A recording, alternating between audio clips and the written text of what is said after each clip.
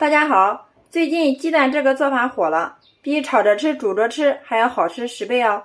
饭店一份卖58，在家做成本不到5元钱。做法简单，好吃又美味。下面我们跟着视频看一下是怎么做的吧。首先准备一个去过皮的胡萝卜，改刀给它切成薄薄的厚片，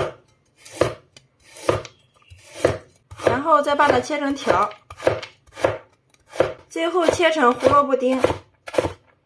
胡萝卜切好之后，装入小碗中备用。然后准备一把香葱，改刀切成葱花。葱花切好之后，装入碗中备用。接着再准备一根孩子爱吃的火腿肠，从中间给它切开，然后再给它切成4份。最后我们也给它切成小丁。火腿肠切好之后，和胡萝卜丁放入一起备用。家里面条件好的话，再准备一把虾皮，再准备一块去皮的生姜，改刀给它切成薄薄的厚片。生姜切好之后，装入小碗中备用。接着我们再准备一个白色的盘子，加入我们切好的葱花，加入1勺生抽，1勺小磨香油，然后再加入少许的温水，用勺子充分的给它搅拌均匀。接着我们往里面打入4颗母鸡蛋，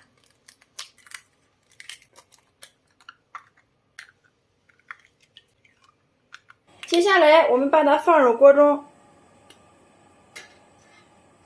盖上盖子，大火烧开，上气计时蒸8分钟。然后另起锅，加入少许的食用油，油热之后把切好的姜片放进来给它炸一下，炸出香味。把生姜炸至微微发黄，我们给它捞出不要，这样既吃不到生姜，又能吃出生姜的香味。接着把我们切好的配菜放进来，用铲子给它翻动一下，炒出胡萝卜和虾皮的香味。香味炒出之后，下面我们给它调一下味，加入1勺生抽，1勺蚝油，1勺鸡精，半勺食用盐，一点点老抽调色。好啦，像这样就可以了。我们用个铲子给它翻动一下，调好味之后，接着我们往里面加入1碗水淀粉，然后大火给它煮开。期间我们用个铲子不停的给它翻动一下，这样防止它粘锅糊底，一直把汤汁给它收至粘稠，像这样就可以了。然后关火，加入少许的葱花，放一旁备用。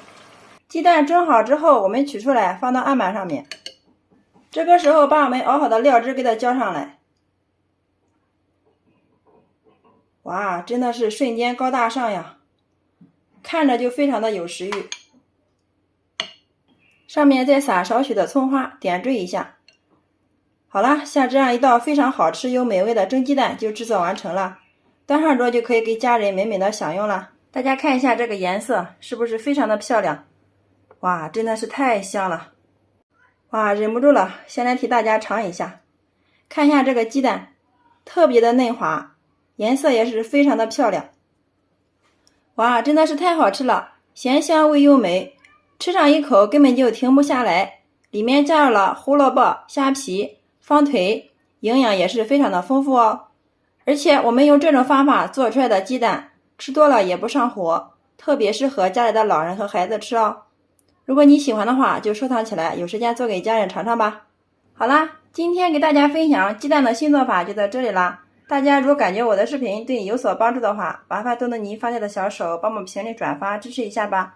非常感谢你的观看与支持，我们下个视频再见。